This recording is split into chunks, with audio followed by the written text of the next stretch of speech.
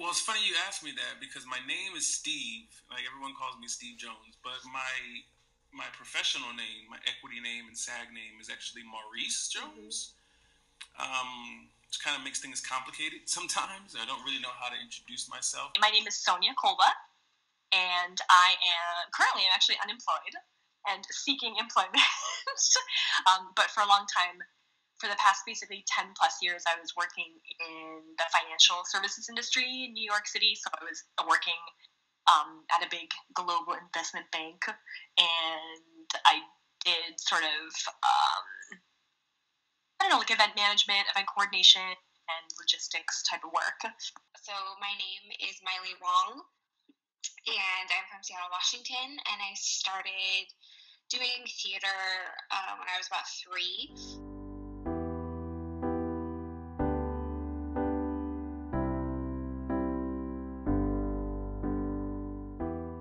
My name is Arlevia Freeman, but most people on campus know me as Levy. My theater background is I was doing theater since probably I was 3. Sure. My name is Kat Chen. I'm Wellesley class of 2012. While I was at Wellesley, I was a history and theater studies double major. My name is Mara Alyssa Palma. I am now a actor, playwright, and director in Boston.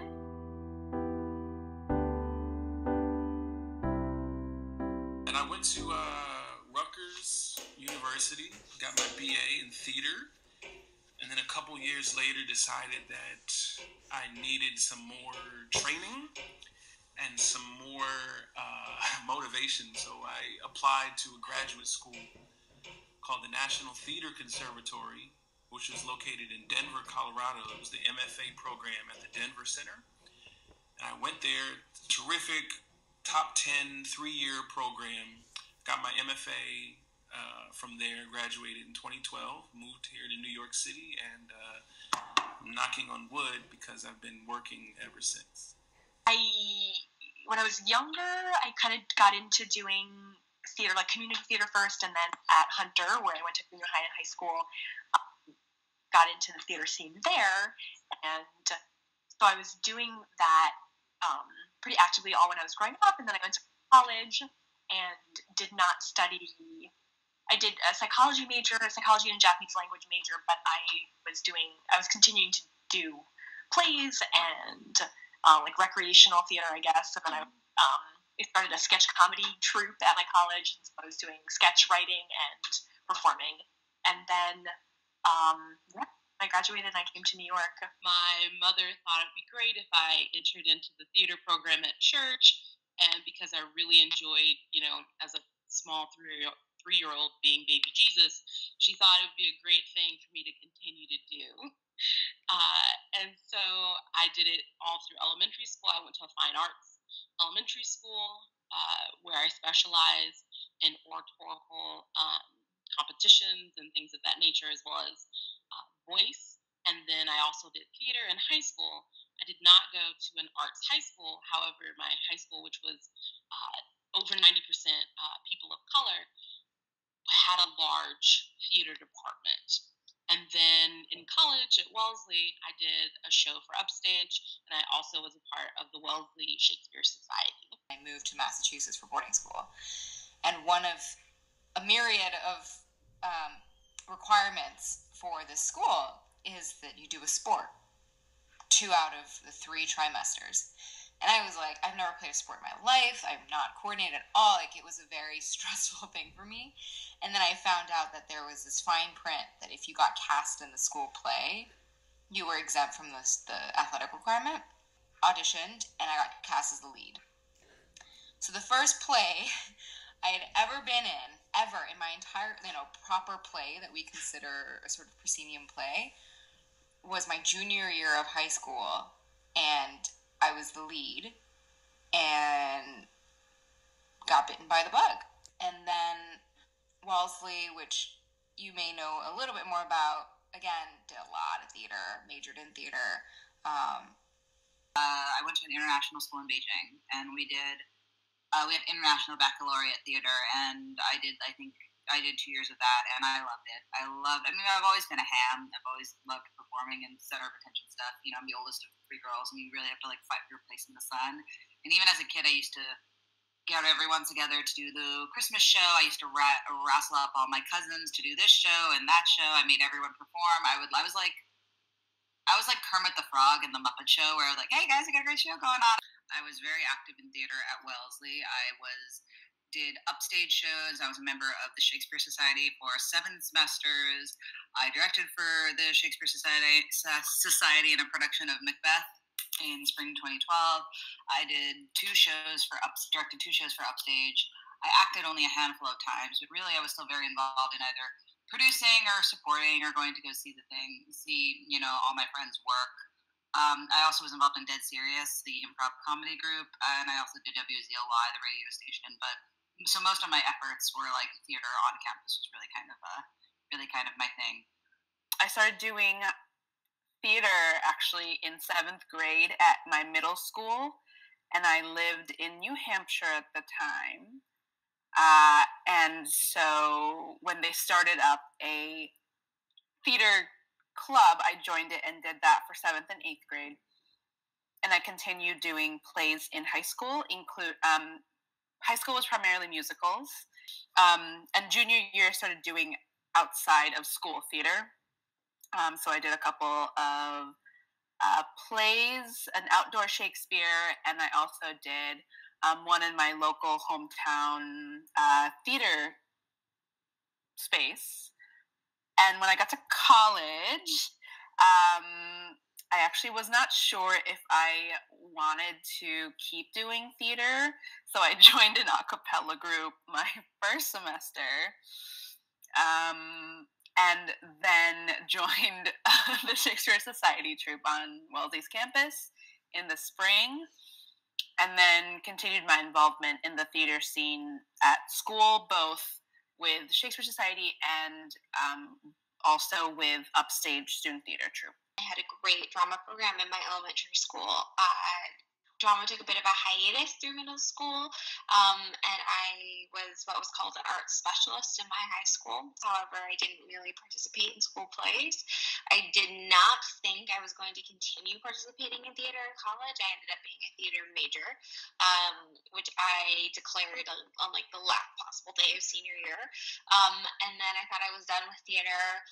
And I was going to head off and be a research psychologist once I graduated, and then I didn't, and I'm like currently acting and producing and whatnot in Seattle. It wasn't until very, very late that I decided to even give acting a try. Before I made the decision to be an actor, I'd only been to New York maybe 3 times or so, and it was just to go clothes shopping with my mom and my aunt, which for some reason is where they decided to take us every summer for clothes for the new year. I think it was my 17th birthday, my senior year in high school, my mom got me a ticket to my very first Broadway show, which was Into the Woods. Before I was taking it seriously, I had done a few plays in high school, which I think my mom always thought was really cool at the most. There were plenty of other things I could have been getting into after school. We grew up in the inner city, so it was really easy, especially as a young black man, to fall into a lot of other unsavory things. So I think anything that I did after school was gonna be cool with my parents, as long as like it was productive and educational and I was in the building. I auditioned for a few of the musicals, but I ended up quitting every time. I think I kind of realized early on that musicals might not have been my thing, even though in college I sort of turned myself around there and did a few musicals. But I didn't, as I say, I didn't really start to take it seriously and declare myself a theater major until my sophomore year, at which point I was nervous to tell my parents, because I'm sure no one really wants to hear that their kid is going to spend their college education learning how to act. And then since graduating, I've been auditioning and working in Boston, anywhere from being an actor in a play to assistant directing to being a playwright on a project.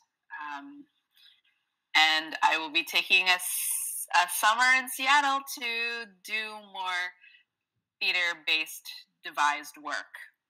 As I was preparing for drama school auditions, Diego said, you have to be very pragmatic about how the industry works. That there are certain archetypes of roles and storylines and characters. And a lot of the times getting into drama school is being very frank with yourself about what archetypes you fulfill for the school, right? Because the school, like any other major master's program, is looking at students who will go far in their careers, in some ways to help their school reputation, but also because it's a graduate program, right? Like you have to be serious about the fact that you want to build a career out of this, right? And the reality is, in order for a person of color to build a career in acting, regardless of film or theater, there is this need to fit a certain archetype. I'm currently working in the statistics department for the Federal Reserve Bank of Chicago. So the absolute opposite of art, I'm doing kind of more of accounting. And currently I'm looking into taking more classes here in the city and getting back into theater in Chicago. I moved to New York after I got, for a while I was working at a personal man and a casting office. So I was kind of in the entertainment industry a little bit when I first moved back here. And I was kind of auditioning to a certain extent and trying to perform, did some off Broadway black box type of theater. I moved, then I kind of moved away. I ultimately turned away from drama school. I didn't end up going. And I became a paralegal. And then while I was a paralegal, I auditioned on and off throughout the city. And what I discovered was very frustrating was they would look at my audition and they would say, wow, you're incredible. Like, so glad that you're, getting into the Boston theater scene. And then look at my resume and say, oh, well, I'm going to need a few more credits on your resume before we accept. And that was so infuriating to me. Okay, ecosystem, right? There's something wrong with this larger ecosystem. I have a certain set of skills, which is that I was a paralegal. I can read very well. I can write very well. I, at the time when I was a paralegal, also got a business degree. So I was like, okay, so ecosystems I understand. Now, that means that I can't change the system as an actor, right? Because as an actor, I'm completely dependent on the whims of those people in that audition room. So how do and I didn't feel like I wanted to be in the audition room. Like, I didn't think that being a director would change the ecosystem, right? Because there was bad direction. There was bad new plays that were bad that were being written, right? So that wasn't it either. So what is it? Like, what is the change factor in the ecosystem? Funnily enough, it was actually theater at Wellesley that caused me to be in the career that I am now, but not in the way that some people might assume. So when I was in school, Facebook rolled out Pages for the first time, that anybody could develop a page for whatever organization that they were part of. So I started the Facebook pages for the Shakespeare Society, and I started the Facebook pages for Upstage, and I think Dead Serious too. I think I got all of our groups on social media because it was, for me, I saw it as the main way to get people to come to the show, because we had first class and we had flyers and all sorts of stuff. But, people are really on Facebook all the time. And so I started that really not to grow the business, but I wanted fans, I wanted alums to see things, and I wanted people to know about what we were doing and come to our shows and come to all of our events, basically. It was just like a butts and seats rather approach. So I did that, and that got me interested in doing a social media internship with Journelle, this lingerie company. And I did another winter session internship my senior year for a small agency, a social media agency. And then I took some of those learnings back to Wellesley, and just to use for theater stuff. And then, pretty much when I graduated, I had no job coming out of Wellesley. I just shot in the dark, applied to a bunch of social media agencies. Got started at VaynerMedia in 2012, and 3 agencies later, I'm now at the Fader, which is a music platform. It's a music magazine and music and cultural magazine, and I'm part of the agency that helps run it. So I've been doing social media and digital marketing stuff now for 5 years. So that's really, so theater really did lead me indirectly to this like sort of like new media marketing job.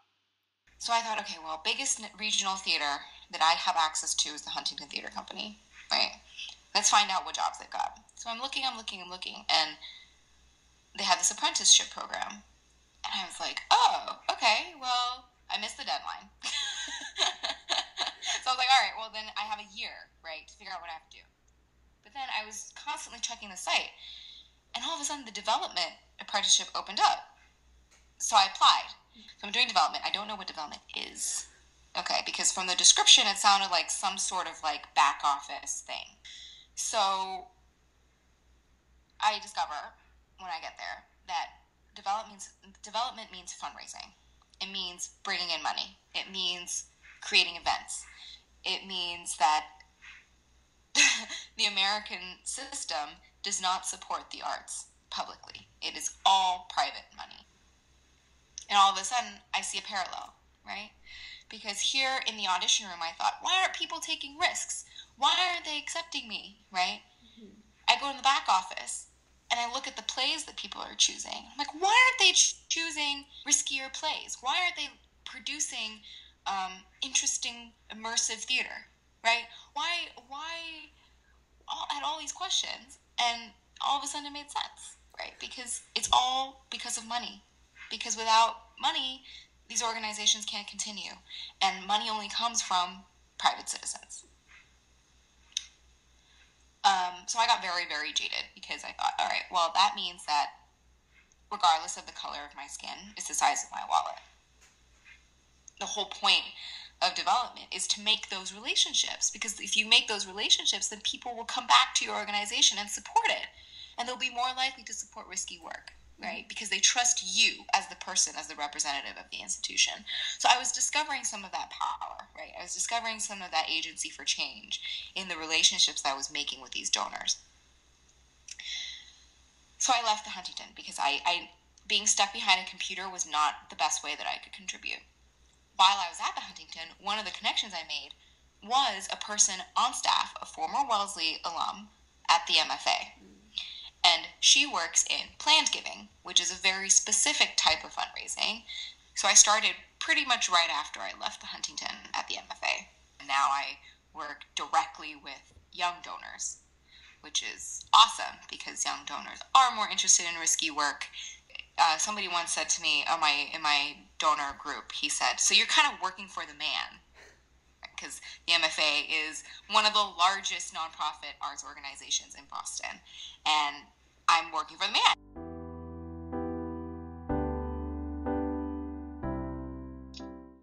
I didn't think it was something I was allowed to do. It didn't feel like something that was like a real career. Like that wasn't something that like serious people did. And then my senior year, got myself good and depressed, and the work that was like the most compelling to me was the work I was doing in my theater classes. You know, it was that's where the joy was. And so then when I came home, I was like, well, like I'll see, okay, whatever. I'll give it a couple of years. And then I ended up being accepted to the Intermont Emerging Artists Program in Seattle, which was an intentionally diverse, very POC centric theater development program, and spent a summer talking about race and representation and what stories were being told and what stories weren't being told. And I think for the first time, actually sort of like realizing that I was an Asian American theater artist and that I had like work to do. I grew up in a setting where, and I think part of being Asian really influenced me in the way that I didn't really. It came from a very communalistic culture and background. You know, you're not really taught to stand up for yourself and say, I'm the best here. It's all about, I went to like a Japanese school during the summers and on weekends, and it was all about fitting in, blending in, not standing out, not being the loudest person be respectful. And that's frankly not a quality that you need the exact opposite to be successful in entertainment and media, and probably even more so in 2017 than back then. And I don't think I had a lot of that. Wasn't the way that I was brought up. But I think that cultural element really back too. It's funny for a society that is very like theater is not practical. They make you do piano and they make you do violin and they make you do these things and you have to do like the Suzuki method and all that bullshit or whatever. They make you do all of that stuff, but it's I think to get you. It's very sad. I think they make you do it not because it's a passion point necessarily, but it's so that it gives you something else in your tool belt in your arsenal because you are going to have to work twice as hard as a white person to get that job. So if you are the most perfect child or most Confucian, got all the elements of a good person. You are smart at math and you can write a beautiful essay and you can play instruments. It'll maybe help you chip away at getting some of what a white person offers. And actually it bums me out. It really does bum me out because I think class has something to do with that maybe a little bit too. Of trying to pull yourself out of those sort of situations. Also this thing of we came here for an American dream of being able to get a job, make enough money, be successful in that way of not necessarily having a home, but maybe being able to support yourself. And there's this sense that if I don't do that, if I don't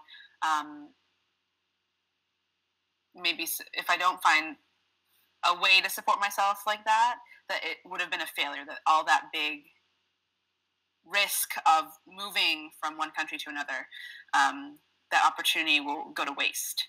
And so I feel a pressure to be successful in everything I do. And so I know when they look at my career path and in choosing what opportunities to pursue, what shows to take, it seems really important to them that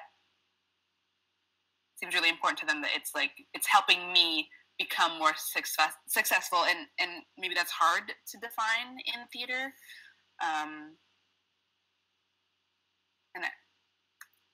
I just feel like there's this expectation of me that I need to do really, really, really well for myself, above and beyond. Theater is expensive to just go into, and I didn't feel comfortable enough, asking my parents who had already paid for college to be like, hey, you paid for college, thanks, that's awesome. Now also paid for my headshots and my hair and my apartment and all these other things for me to do. So I was just like, no, I need to be able to, make my own money to be able to start in the world. Usually the people I know who tend to go to theater straight out, with no other side gig or anything else, they come from a bit more money and they do tend to be white. There's that kind of luxury and privilege of being my parents can take care of me for a couple more years. It's fine. I'll follow my dreams.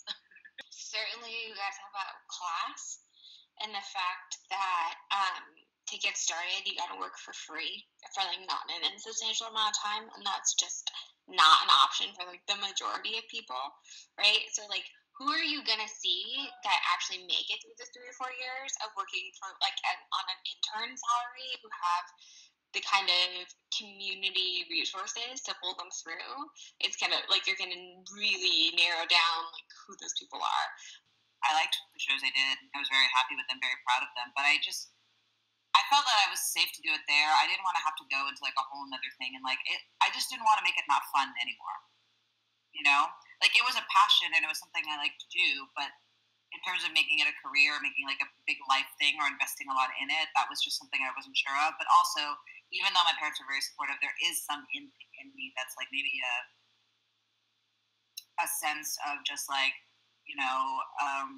came from like I said, I come from a privileged background. I'm not denying that, but there's something in me that's I do not want to rely on my parents so much to have to help me out through this. It was very incumbent on me that I want to pay for my first apartment. I want to get every job I've gotten on my own. I've moved everything on my own. It's been very an independence thing for me.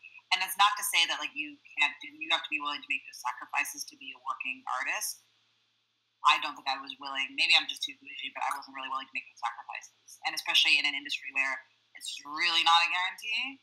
I remember having friends who were in from Latin families or Asian families. Like the family structure, I think, imposes this idea that it's a frivolous thing to do with your time, especially if you're trying to get into a good school. It's a very competitive, Hunter's a very competitive place, and the landscape is very competitive to college, and so you should be doing things that really enhance your like future resume. These are battles I had with my own mother, so that's why I'm very familiar with it as well, with her cultural emphasis, shall we say, on education, that she, that you should be doing things like sports or other volunteering or things that really pad your resume. And theater does seem like this. It has a stigma, I think, of being a very like frivolous, fun type of thing to do. I had a friend in high school who is like a brilliant actor. I think he's actually doing a bit of acting in New York. 6 foot tall, African American male. Who at the time did not know he was on the spectrum or did not acknowledge that he was on the spectrum, whatever, was into theater, and his whole family was absolutely not. His father was a minister. Everyone wanted him to do sports, and because he was really tall, they were like basketball. I always had this sense that they figured it was a hobby, and when I started auditioning for colleges that were for performance, I think they started to get an inkling that I wanted to pursue it as a career. And while there wasn't any outright, you probably shouldn't do this, there were several moments, and I remember conversations where they hinted at, oh, we don't really think this is a viable option. We don't really think this is a good idea. They never outright tried to stop me. And I think at some point they did kind of accept it. And I think they're cautiously optimistic. Parents care about their children so much, they want an easier, better life for them. And she came and really struggled with the barriers that she had with English language, for one thing. She had learned English in graduate school, but she came here, and that was back in the late 70s, and there were really no roles for, she had been on a couple soap operas as the token this, really like the masseuse, or like the one Asian lady. And I think she saw that there were not that many opportunities for her. She wasn't really taken seriously. Even when she went into other areas of the theater world, she worked at, for example, backstage at a theater company for a while, kind of a way to earn money and get in. And she has these famous stories about people being so aghast at the way she pronounced words, or the fact that she didn't know certain cultural references. We've never heard of this person, Joe DiMaggio, or this American celebrity, and she didn't, have that same background or the cultural references share them with people. So she felt very ostracized in the community, and so I think that was one of the reasons that she left it. So maybe, if I think about it, she never explicitly said that to me, but because that would just be way too communicative and like in touch with her feelings. But I bet a lot of that came into play, where she felt excluded and kind of burned by the industry, and I don't think she wanted that for me. Mm-hmm. And she also just wanted me to have more financial security, and really felt like it was a struggle for the two of them to make a living, which it was in the early days. The biggest thing is usually financial stability. They are always concerned that I won't make enough money, quote unquote. I don't know how. You can't really define what is enough money. I just know their biggest concern is that I'll be able to live and eat well and have health insurance. So it's the financials, but it's also the fact that there isn't a clear path in this industry. Unlike, say, if you chose something on a more professional track, or something that's a little bit more what I'll call traditional, in terms of going into other professions, at least in America. There's two main reasons for that. One is the lack of representation in mainstream theater. We grew up and me and him were lucky enough to attend certain theater companies that did display more or had the opportunities for more POCs on stage, but that's kind of rare. That I'm realizing. We didn't realize it at the time, but it's really rare to see an entire cast that's POC for a theater as big as like the Goodman here in Chicago. But so representation is a huge issue. If sometimes family members, in order to feel like they're being nice or to make sure that you keep your dreams realistic and attainable in life, they're like, you don't see any other POCs doing this and doing that. How do you think that you're going to be, that special, that the best? If you are, you'll be discovered and blah, blah, blah. But no, you're probably just a normal actor and you're probably going to live in a box in New York. And it's like, oh no. So there's that. And then I also think, again, there's a misconception behind people in theater in general, that you have to be poor, you have to be impoverished, that you have to live like you're in Rent the musical, but in real life. And that's not true. I have people here that I know that can live like within a budget. Everyone lives in a budget, but live enjoyable lives and still fulfill their goals of being in theater. So I think it's a huge misconception of how much money you're going to make, how many opportunities you're going to make, because your parents, especially in the POC community, POC families really they're like, you're already at a disadvantage because you're a person of color within America. And even within, even if you go to Europe, you're still at a disadvantage. And so they're trying to protect their children with this misconception that you'll never have money, you'll never be able to provide for yourself, which is not true at all. We had battles about it because I decided after I graduated school that I really wanted to pursue that as a career. And I moved back to New York with the intention of setting a deadline for myself and really I could do this full time, because it had turned from an interest and a kind of hobby over the course of college into something that I felt much more passionately about. And I really wanted to be in the entertainment world. I thought I wanted somewhere. And that was when we big time, because suddenly it was not a career choice was acceptable at all. It was like, okay, as a hobby and something. But I got a lot of negative messages from my mom, especially what the possibilities would be to make money, to support myself, how respectable it was in society. So I think that influenced me a great deal in making the decision to not do that fully as a career or to continue. Really, people didn't mind. They were just kind of, I think, I've always been kooky. Like, I've had dyed hair in high school, so they've always kind of been like, oh, Catherine's very artistic. Like, like, 有一点奇怪，但是我还爱她. Like, like they, they're just like, there was just like, 真特别, which I always was like. The comments I heard were actually from my Wellesley classmates and friends and other folks. Tried very hard not to comment that way, because I think we're all sensitive enough to understand that that's racist. And so no one ever said explicitly, like, won't your parents be upset? However, back home in California where I grew up, my community was 75% Asian, East Asian. So when I was home and my parents, their friends, had a lot of comments, because they were immersed in a community that had certain values, right? So they didn't see it as weird or racist or presumptive to say, wow, your daughter's doing a fucking weird thing, like she's not going to survive, so it was mostly from my community at home growing up. I got older, no one really thought that I would be pursuing theater. I would mention, oh yes, I'm doing this show, outside of Holyoke Catholic, which is my high school.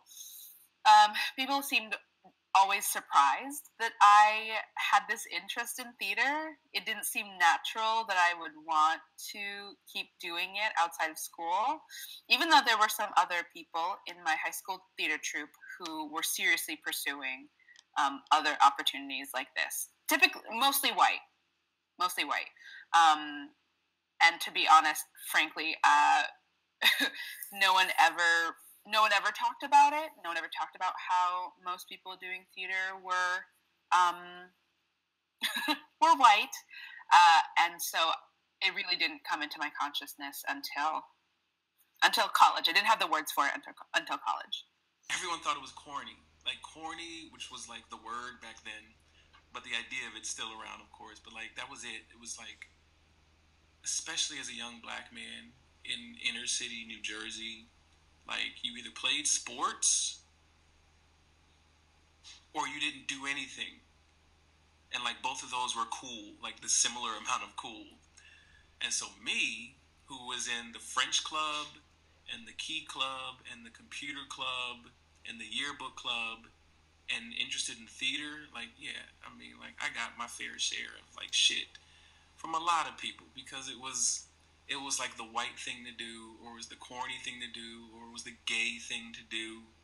It just wasn't seen as like a positive usage of time, at least among other young kids. I mean, I was mature enough to realize otherwise, or not really care what they thought. But yeah, I certainly got razzed about it. It's because theater often, even today, one of the reasons maybe why it's often associated with whiteness is because it's always carried this like air of uppityness to it, this like elitist thing. You know, we're going to the theater tonight was sort of what like was easily thought as is what like rich people do, like snobby or like artistic or cultured people do. Even though none of those things is really attached to a culture at all or an ethnicity. It was just easy to lump those things into like what white people do. And so I think among like young black people, it was easily derided as like being a sellout or being corny or like being white. That was a lot. That was an insult that was thrown out a lot. That I was, you know, acting white or being white. I think it was considered maybe just like not really like as much of a thing. We had, if people did full IB, like full international baccalaureate, there was a creative hours component. So I think some kids would do shows to like get that out of the way without like not really commitment. But I knew Asian kids that liked working backstage. I even did shows with other Asians that enjoyed it. But it definitely was considered, I think, more of like Western interest kind of thing. I do think, actually, if my parents weren't supportive and I hadn't gone to Wellesley, that I would have never auditioned for drama school and I would have never majored in theater. That much I can say. I think I know that pretty much certainly. I think I would have always, you know, wanted to be in front of people. I know that for a fact. I'm just like too much of an exhibitionist not to want that in some form. But, you know, I think those comments may have made acting specifically something that I would not have explored to the depth that I did. So I probably wouldn't have gone to Lambda. Probably wouldn't have auditioned for drama school. Probably wouldn't have quit my paralegal job, honestly. I probably would have stayed in the job and just done theater as like a hobby, you know, and just like kept chugging on. There wasn't a diversity of roles, really. There was a lot of standard stuff they were asking for, especially because I worked in casting too, so I would see notices for what would go out, and I would have this manager's office, we would put together a packet of the people's headshots and resumes that we'd be sending out for a particular part. And the representation was predominantly white. We have like the token Asian actor and actress, the token black actor and actress who we would go at. But the majority of roles, when it would just say like 20s young woman, you know, even the agency wasn't even considering sending out people who were people of color, or like different looks, shall we say, or different. So I don't know that I realized it quite as much at the time, but looking back on it now, I realized that was, it was all there. I'm sure the landscape has changed a lot now, or I hope that it's changed a little bit now in terms of faces that you see and access that people have to roles, but it really felt very one-dimensional. White people can be more reckless, like in general. Like white people can afford to be more reckless in their choices. They can just afford to be more reckless, and there's more out for them to do. Like they will always be thought of for some casting. Whenever casting notices come out, and it's like, oh, this is for any type of role. It's like, okay, but you're gonna probably narrow it down to like who you think looks the part. So white people can be more reckless with their choices, and they can probably string together more odd jobs to make, or string together more like smaller roles to make something substantial. I think with people of color, it's a very small pool. I got to Seattle, and I got adopted really fast by an Asian American theater company here. And I was like, well, I'm not sure I'm Asian American. And they're like, but like, you know, we've adopted you anyway. And then talking to other Asian American artists and other, Hapa is like half white, half Asian people, and like just talking to actors and being like, yeah, like don't you feel like when you walk in the audition room, you're like either like too Asian or too white, right? Like I'm not gonna get that one, I'm too white for that one, or like I'm not gonna get that, I'm too Asian for that one. And I was like, you know what? I never thought that, but then thinking back on like these auditions, and I'm like, yeah, you know what I mean? Because it's like there's no reason why I can't play whatever role except for that in your head this person is blonde. And you might have said like all ethnicities welcome to audition, but in your head you have an image of what this person is. And I think that if you're you know what I'm saying? So whether or not you recognize that's what you're doing, that's what you're doing. So yeah, I've had experiences where, you know, I got through the callbacks, I nailed it, the casting director totally said I nailed it, and I know I had to be like the second runner-up or the third person. Like certainly I was a strong contender, and then I saw who they casted ultimately. I'm like, oh, like, you know, she's blonde. I see why I didn't get this part. When I can talk about it, right, when there are actually POCs in the cast, when there's more than just me, then it becomes a conversation of, oh, like, how come I haven't seen your work before? Oh, it's because I don't usually get cast. And it's like, oh, really? Why? And usually they say, oh, there aren't any parts for me, so I have to pay the bills. Like, I have to pay rent. I have to, et cetera, et cetera. And I don't know if I necessarily have the piece about, I feel like I'm always trying to prove myself, but we do share a thing of imposter syndrome in the rehearsal room sometimes, of when you're the decision makers, the tech designers, when everyone who's in charge, usually it's a white director, usually it's a white stage manager, and how does it feel to be in that room? And if it's, you know, not necessarily just culturally non-specific plays, but what if you are working on a play that calls for specifically a Chinese American actor, and things come up in the script that don't get discussed, or it's suddenly that Chinese American actor's opportunity to be like, excuse me, actually you're misunderstanding this because we need the cultural context for what this character is saying in this moment. And so when we're talking and chatting, it feels like there's this whole other level that feels like something that our white counterparts don't think about, or it doesn't enter into their thinking because it doesn't affect them. I feel that burden a lot. Whenever I see like Asian people doing big things, I big up them and I shout them out, and I'm like, yeah, let's like support this dude. He's like really killing it, because I know how hard it is. It is bad, and it is. We're making really good progress, and we're making a lot of like great steps forward, and there's a lot of noise to be made. And like, you know what, a lot of studios are realizing, especially because they want all that Chinese money. I think they are realizing that like it's like this press doesn't help your production, but at the same time, we then have movies like The Great Wall, which was a Chinese finance show. Was a Chinese finance movie, and Chinese people do think that, oh yes, Western actor means that this is going to be a good ROI. I like know how they think, so it's very, very complicated, and God bless anyone who wants to make this their career, but like, it's very, very, very, very difficult, and I'm very happy for Crazy Rich Asians. I'm very happy for like people that do Miss Saigon. Like, I'm very happy for like that there's more like new content coming out that is making more Asians more visible, but it's not. I think the biggest representation is important, but I think Asian people have to realize that representation is also kind of a trap, because like it can be hollow representation. It can be like nothing substantial at all. And also, if it's representation, like what does it ultimately accomplish? Like, I think we have to be worried about being too safe, because you are represented, but you are represented in someone else's context and story. You're not represented as your own story and yourself.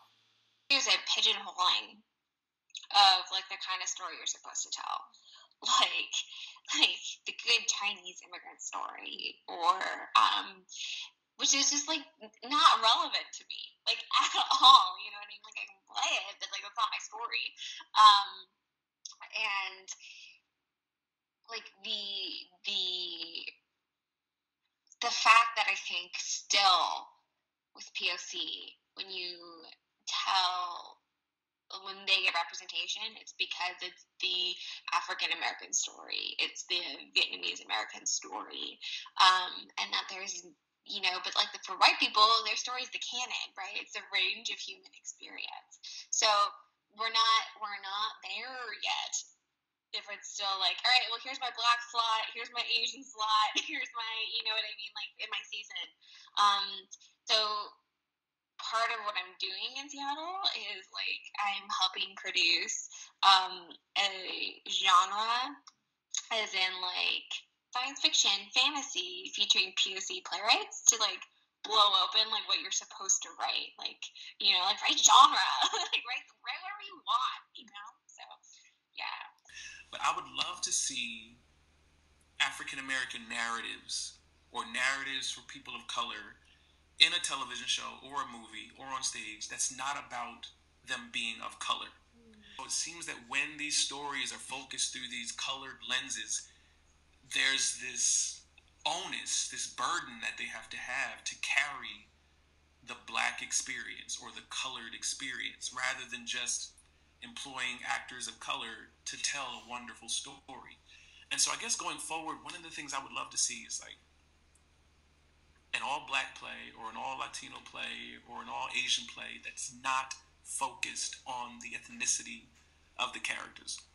I would love to see a play about 5 Black lawyers that's just about them being lawyers, or 4 Asian millennials that's just about them traversing being young and in love in New York, or, you know what I mean, like about a Hispanic family, but that's just a family drama without it being about them being of color.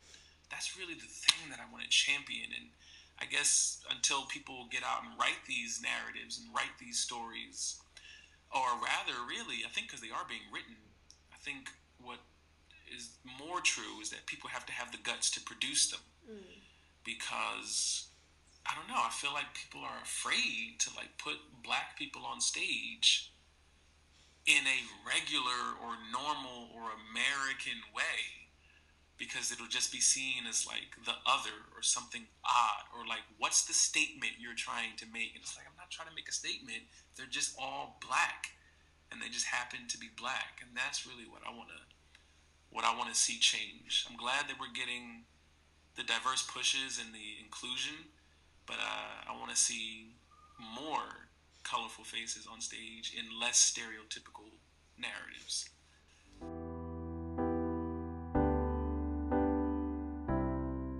If you love it, do it. Do it.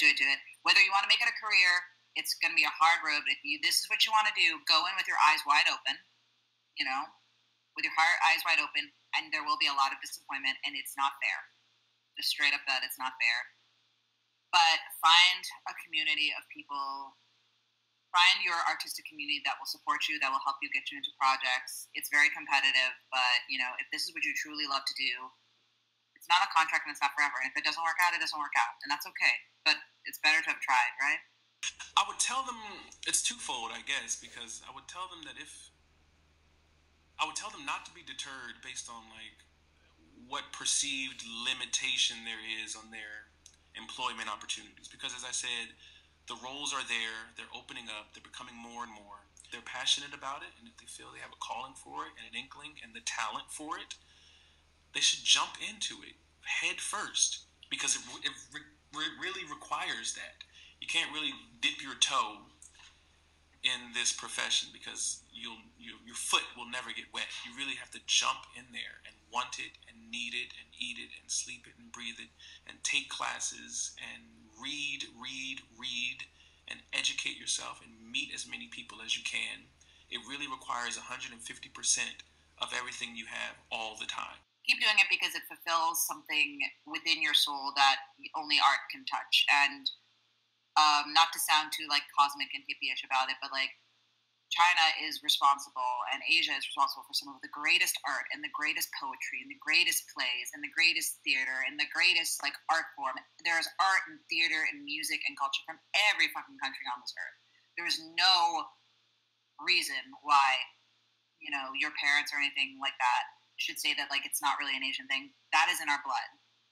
You know, like Indian people have their Ramayana, like that epic story. We have like, you know, Sun Wukong and like Journey to the West. Like we have always had epic stories, and we've always had, you know, like Siju, like, you know, Chinese opera, like Beijing Siju, like Beijing opera. Like we have always had theater and always have had theatricality in who we are.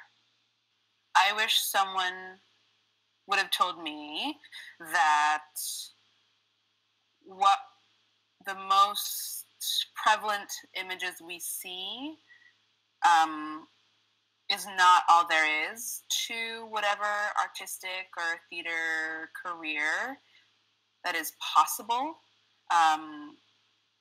So in that case, I would say,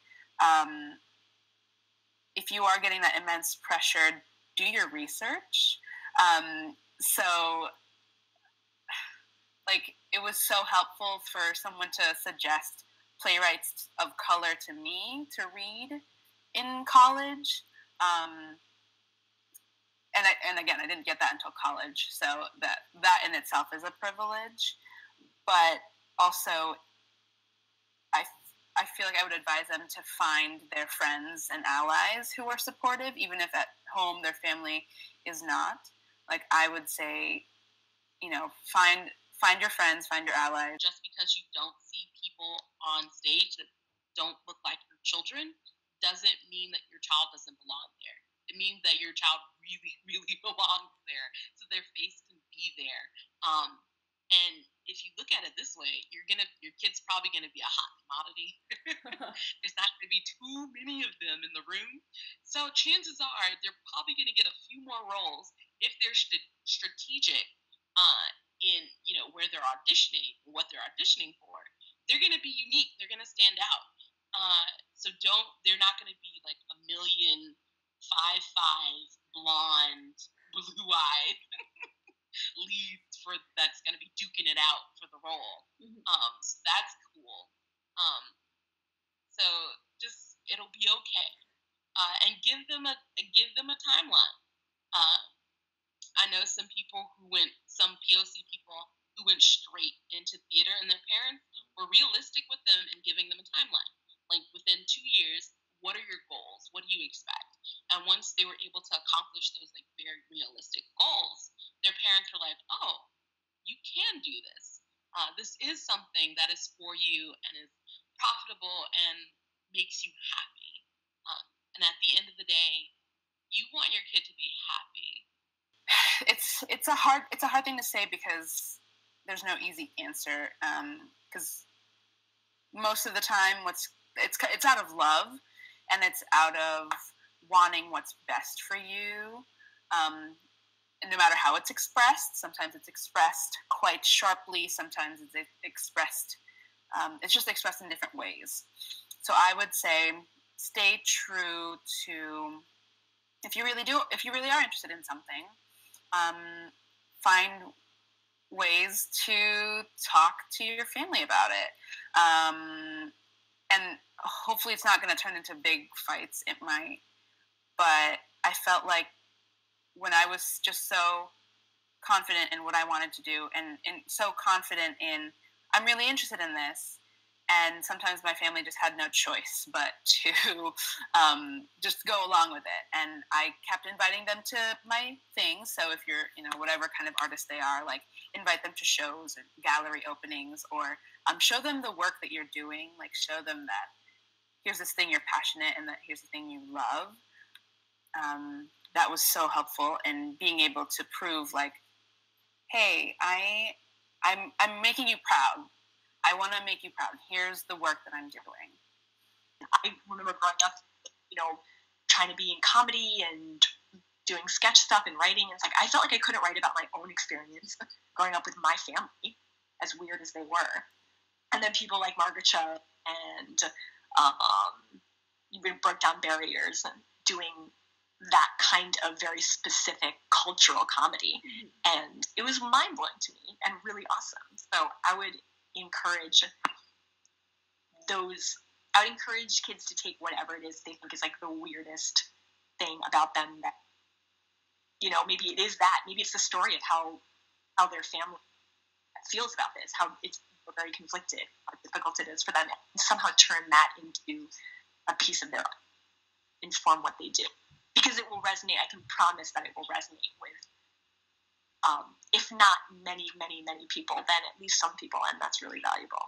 Like here's the thing, representation is a trap, but there is a quiet power, or even a bigger power, but like there's an innate inner power to being there for someone, to being there and being seen, because then people will think that themselves are seen. We all, I'm a little bit older than you, but like, truly, like Shelby Woo from the Mystery Files of Shelby Woo changed my life. Michelle Kwan changed my life. Michelle Yeoh changed my life. Mulan changed my life. Like truly, and it sounds silly, but these people truly changed my life and truly made me feel seen. I'd say, so your story doesn't exist yet in the canon, so make it exist in the canon. Put out your own story. Learn to, one of the things that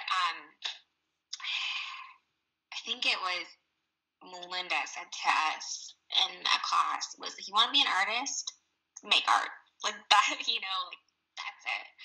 And so I would say, write your own story, make the art, put it out there.